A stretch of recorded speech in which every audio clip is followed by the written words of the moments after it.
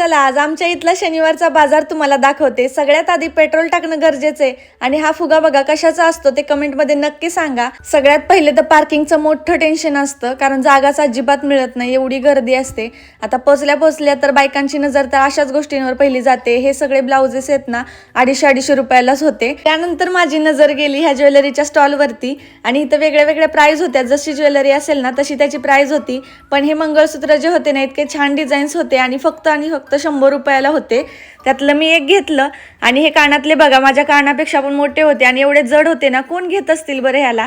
हे एवढं मोठं घालून तर माझा तर कानच तुटून जाणार आहे। त्यानंतर परत एकदा मला जसा ब्लाऊज हवा होता तसा काही मिळत नव्हता, त्यामुळे आता आम्ही पुढे निघालो आणि हे तोरण बघा जसे आपण घेईल त्यानुसार होते ते प्राइस मध्ये। आणि आज गर्दी थोडीशी कमी होती कारण आम्हालाच उशीर झाला होता जायला।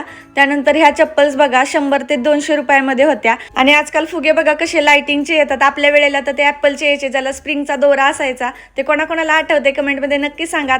आता थोडीफार खरेदी करून आणि भरपूर सारी धूळ डोळ्यात घेऊन आता आम्ही निघालोय आमच्या घरी। तुम्हाला समजलंच असेल आता आम्ही कुठे राहतोय। भेटूया उद्याच्या व्हिडिओमध्ये। Okay bye.